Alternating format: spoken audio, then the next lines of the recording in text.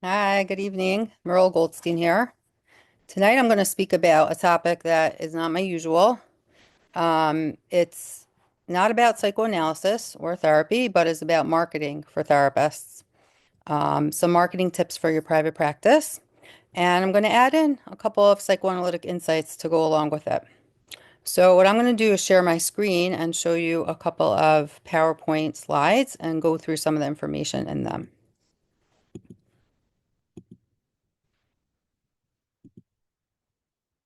So one of the things we talk about in marketing for private practice is to have a niche and an ideal client.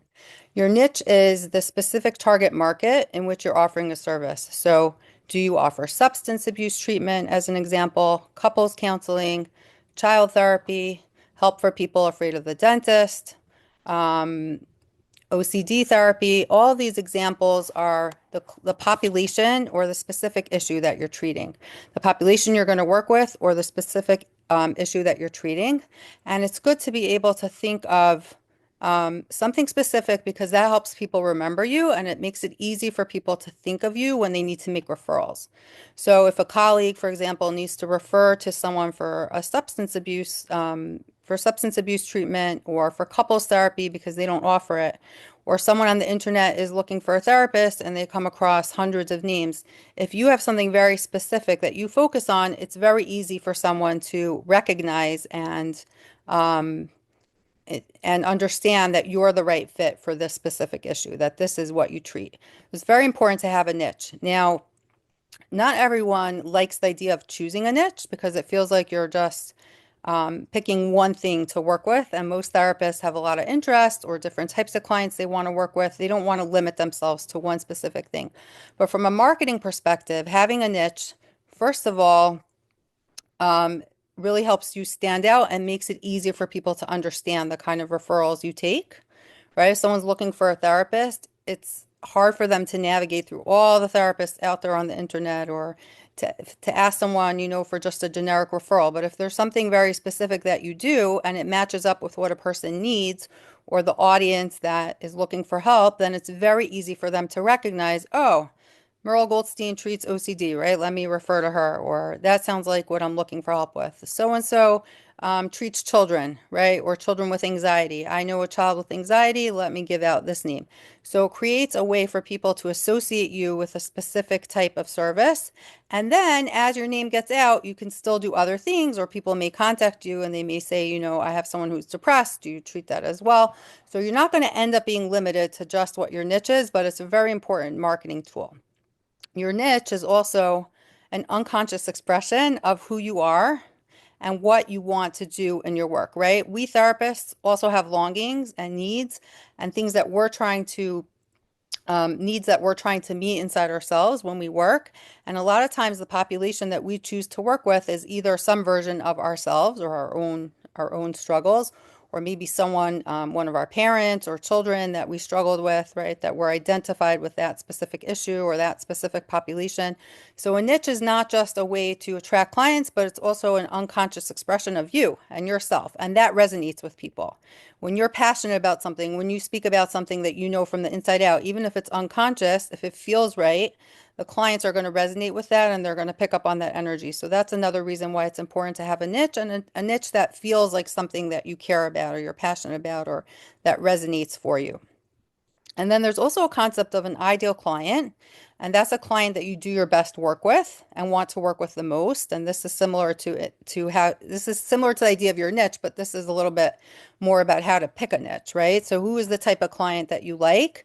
Trying to figure out what really speaks to you and create that specific marketing message for that ideal client that makes people also feel a sense of resonance, like they're hearing from someone who knows them and connects with them and wants to help them. Again, your niche and ideal client is not the only client you'll work with. It's a way to create name recognition and brand yourself and speak to a specific audience. There's a common saying in marketing that if you're talking to everyone, you're talking to no one, right? For your message to resonate, it has to be personal, has to connect. So you want to try to imagine that you're speaking to your ideal client, the person you want to work with, and that's going to resonate with people in a much more personal way. It's also good to try to find a sweet spot between an existing market in which you can fill a need. So that means if there's a service that there's a high demand for, so maybe in your community, child therapists are all full or something like that. And there's a population that you like working with, and you also like working with children, then it's easiest to go with the flow of the current market demand, right? That's going to be a much easier marketing situation than if you pick, couples therapy and everyone around you is already a couples therapist, for example, right? So if you know there's a need and you're comfortable meeting that need, then you're working with the market instead of up against the market, and that's much easier.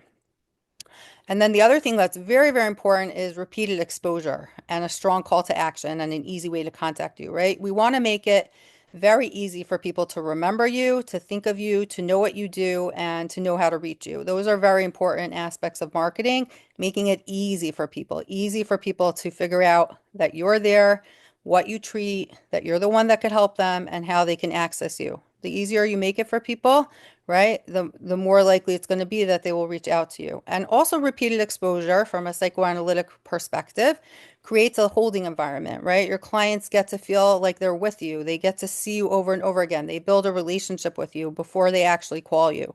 And a lot of times people need that. They need to see you over and over and over again in order to feel that comfort level with you, or like you get them, like you have a relationship with them. And people don't always reach out until they feel a sense of trust. So for example, I make videos, right? One of the reasons I make videos is someone pointed out to me that they couldn't really get like a personal feeling about me from my website alone. So I decided, they said, if you make videos, people have more of a personal connection, right? They put a face to a name, they see what you sound like, they hear your tone of voice, all the nonverbals, right, get conveyed to the person. So that's also very important. And making videos is a great free way to put yourself out there. In addition to if you're able to write on social media or blog posts in a way that's very personal and warm and feels connecting to people, then they start to feel like they have a connection with you. So there are different ways to get an internet presence if you want to do some marketing on the internet. I recommend that everyone make a Google My Business profile because it's free. And if you get reviews, that's very, very helpful. So if you can get some colleagues or supervisors or people who know your work to write some reviews for you, that's always very helpful because social endorsement, right, is very good for marketing. Facebook, Instagram, LinkedIn, Psychology Today, OK Clarity, internet directories like the Yellow Pages. The more places you show up online, the better, but you want to make sure your contact info is consistent across platforms. So Google and other platforms online, the more they see you posting as a real person that shows up in a lot of places, the more legitimate you seem and the more you'll be shown to people when people are searching. Another great thing to do is build an email list. I actually recently started working on my email list just a couple years ago.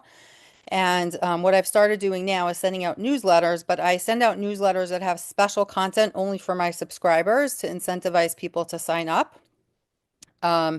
Some people do a lead magnet, like they give out a free article or free video or a list of tips for something in exchange for people's email addresses, and then you can advertise to those people. If you build an email list, that's for sure, hands down, your best marketing tool because you own it. Google doesn't own it. Facebook doesn't own it. LinkedIn doesn't own it. You're not at the mercy of anyone to show your information to people. You have direct audience that you can market to. You just want to make sure you have permission from the people that you email to email them. Posting on chats and listservs, especially if you have a niche or expertise, I think is excellent. It's free exposure. You can show your expertise, show your knowledge, and even just people seeing your name, even if you're just posting a question every now and then, the more people see your name, the more that they start to feel a connection with you. Permission marketing is the idea that you give away free or fun material before you try to sell to people. So as you're building a relationship with people, either through your posts or posting on social media or giving out a lead magnet like a freebie that people get in exchange for their email address. It's always good to post like funny memes or nice quotes, or give them good information for free just to give before you promote yourself as looking for business. I definitely advise that if you want to have a website, you own your own website. I think a website is more of a long-term plan than an instant plan for getting a presence online. I would not recommend spending a lot of money on a website in the beginning. I would have something very simple or just use like a Psychology Today profile or LinkedIn profile, something just simple that if someone wants to Google you, they can find you on the internet and get a little information with a picture about you. But if you want to build a website, it's a good idea and you should invest in it and do it well, but it's not going to get you results probably for a long time unless you spend a lot of money and a lot of time on it. So I don't recommend prioritizing that in the very beginning. So I'm going to actually stop the screen share now. One second. So again, I wanted to just recap that it's important to have a niche. It's important to identify which client you feel passionate about, which client you connect with the most. That's the type of client that a lot of times your marketing is going to resonate with. It's important to build an ongoing holding environment and relationship with people where they see you over and over again and they start to feel connected with you. And it's important to use who you are and speak from a place of authenticity so that people feel a sense of resonance and connection and they feel your energy. And it's also good to try to um, have a fee that you're comfortable with that doesn't feel like you're overcharging people and doesn't feel like you're undercharging people. You should look forward to how much you're getting paid. If you're not taking insurance, for example, and you have private practice, you should be excited for your sessions, excited for making money, but you shouldn't feel like you're overcharging because that could come out unconsciously as well. So try to find a sweet spot of what the right amount to charge is. And also to have an abundance mindset, right? That there's enough work to go around and there's enough clients for every therapist, and there are specific people that are going to connect to you and your message and your journey and what you have to offer. And those people can come your way if you trust the process and you put yourself out there and don't be afraid to have exposure. Everyone's afraid. Everyone feels like a fraud. That's just natural. That's normal. But try to put yourself out there anyways and allow yourself to shine because there are people out there that need your help. And if they don't know you exist and they don't know what you do and they don't connect to you, they're not going to end up accessing that help. I hope this was helpful. Any questions, feel free to let me know.